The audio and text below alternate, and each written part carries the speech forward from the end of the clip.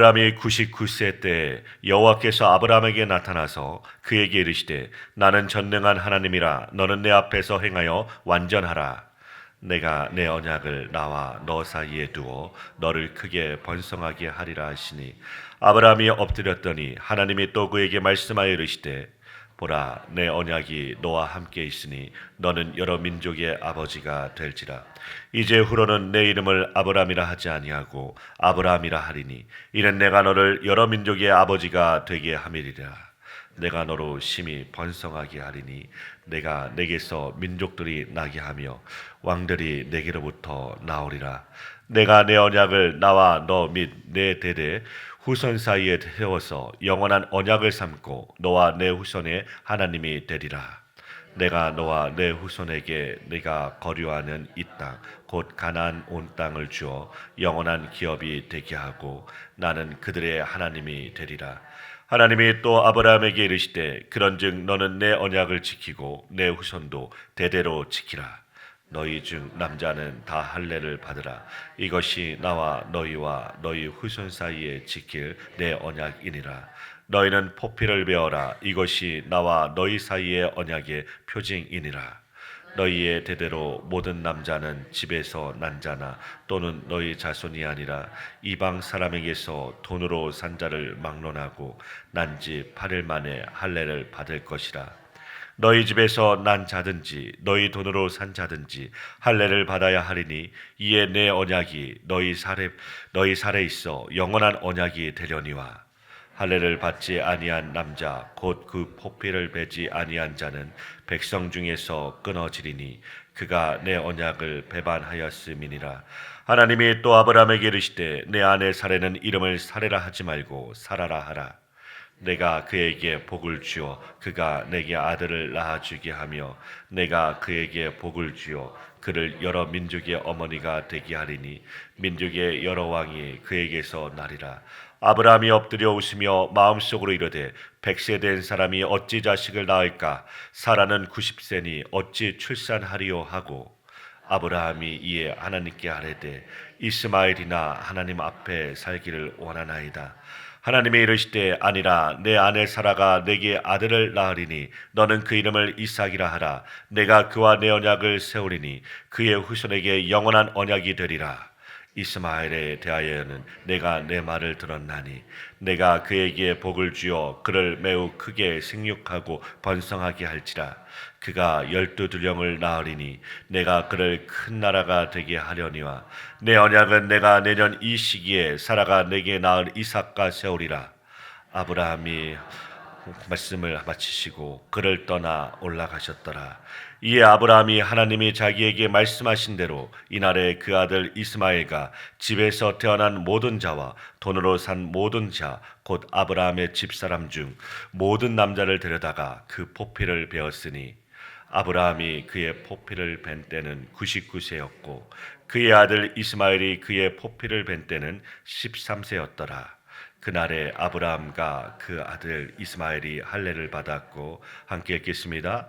그 집의 모든 남자 곧 집에서 태어난 자와 돈으로 이방 사람에게서 사온 자가 다 그와 함께 할례를 받았더라. 아멘. 아브라함이 가나안 땅으로 이주한 지도 24년이 지났습니다.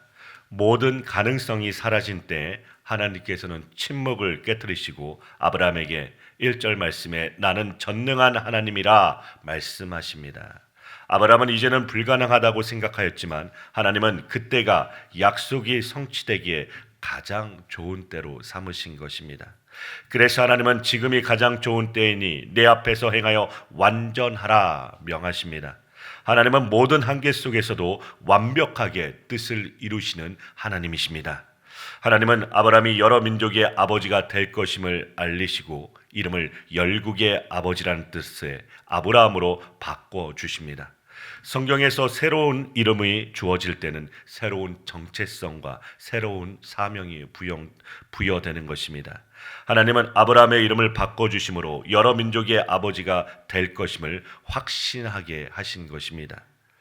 우리도 본래는 죄인이었지만 새 언약에 동참함으로 그리스도인이라는 새 이름을 받게 된 것입니다. 우리는 과거의 모습을 버리고 그 이름에 합당한 삶, 그리스도를 닮은 모습으로 살아야 되는 것입니다. 하나님은 아브라함에게 다시금 번성을 약속하여 주셨고 많은 민족의 조상이 될 것과 그들 중에 왕들도 나올 것임을 약속하여 주셨습니다.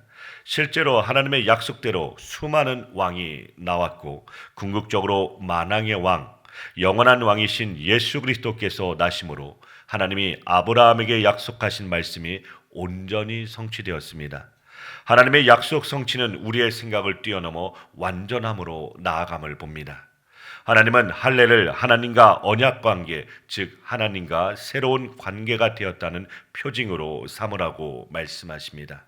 할례는 언약의 표징을 몸에 새기는 것으로 언약의 하나님에 대한 신앙 고백을 하는 것입니다.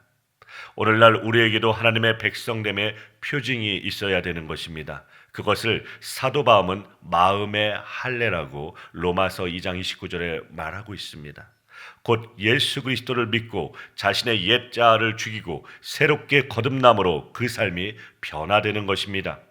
그리스도 안에서 변화된 새로운 삶, 이전에 더럽고 죄악된 삶을 버리고 거룩한 삶을 사는 것, 이것이 바로 마음의 할례인 것입니다.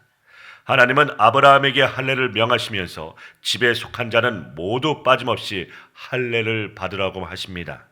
곧 하나님의 언약이 아브라함만이 아니라 집에 속한 모든 사람에게도 영향을 미치고 모두가 그 언약에 순종해야 한다는 것입니다. 아브라함의 자손만이 아닙니다. 아브라함의 집에 속한 이방인들도 언약의 대상이 되고 하나님의 언약 백성이 되는 것입니다. 이 말씀은 모든 민족을 제자로 삼아 세례를 베풀고 주님의 말씀을 가르쳐 지키게 하라는 지상 명령으로 연결되는 것입니다. 하나님은 사라의 이름을 사라로 바꿔주시고 사라가 낳은 아들을 통해서 하나님의 언약을 세우실 것이라고 분명하게 15절과 16절에 말씀하여 주십니다. 이로써 하나님은 사라가 아브라함과 더불어 열방의 조상으로서 만인의 존경과 사랑을 한 몸에 받게 하시겠다고 약속하신 것입니다. 이처럼 하나님께 택함 받은 자는 존귀한 자가 되는 것입니다. 우리도 죄인이었지만 하나님의 주권적인 선택으로 존귀한 자가 됨을 믿으시길 바랍니다. 사라에 대한 하나님의 말씀을 아브라함은 가능성 없는 일로 여기고 마음속으로 헛웃음을 짓고 말았습니다. 전능하신 하나님보다 90세의 늙은 아내의 상태를 먼저 생각한 것입니다. 이러한 아브라함의 태도는 하나님의 약속을 여전히 신뢰하지 못하는 태도였고 열방의 아버지가 될 자에게 합당하지 않은 태도였습니다. 그러나 하나님은 전능하신 분이시기에 자신의 계획을 능히 이루심으로써 아브라함의 불신의 웃음을 감격의 웃음으로 바꿔주셨습니다.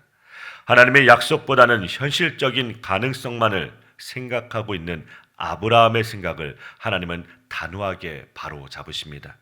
사라가 아들을 낳을 것이라고 분명하게 선포하시며 웃음이라는 뜻의 이삭이라는 이름까지 정해 주셨습니다.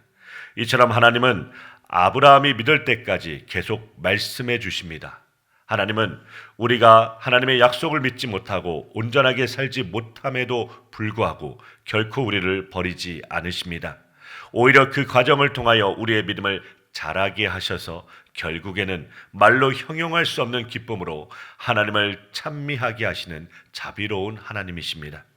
하나님은 이스마엘에게도 복을 주시며 크게 번성하게 하겠다고 약속하여 주십니다.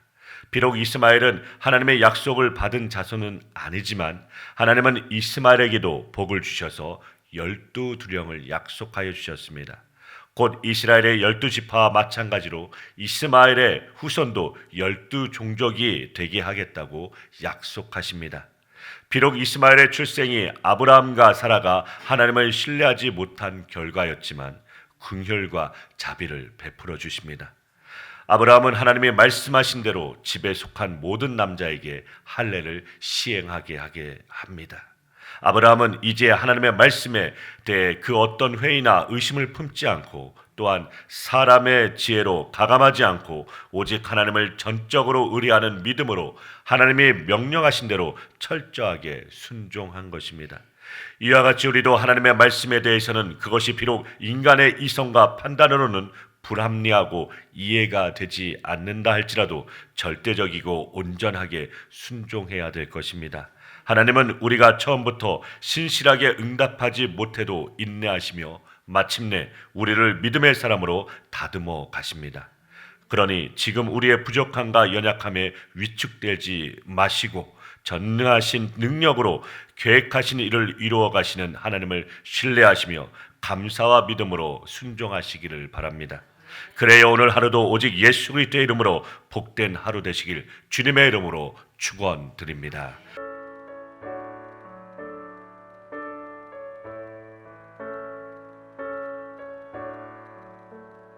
내 모든 시험 무거운 짐을 주 예수 앞에 아뢰이며 근심에 쌓인 날 돌아보사 내 근심 모두 맡으시네. 내 모든 괴로움 닥치는 주 예수 앞에 아뢰이며 주께서 친히 날 구해 주사 넓으신 사랑 베푸시네. 무거운 짐을 나 홀로 지고 견디다 못해 쓰러질 때 불쌍히 여겨 구원해 주니 은혜의 주님 오직 예수.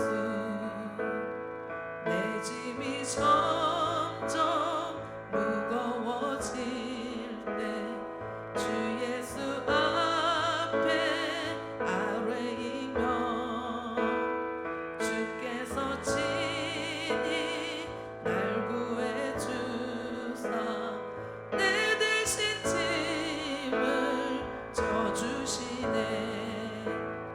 마음의 시험 무서운 죄를 주 예수 앞에 아뢰이며 예수는 나의 능력이 되사 세상을 이길 힘 주시네. 무거운 짐을 나 홀로 지고 견디다 못해 쓰러질 때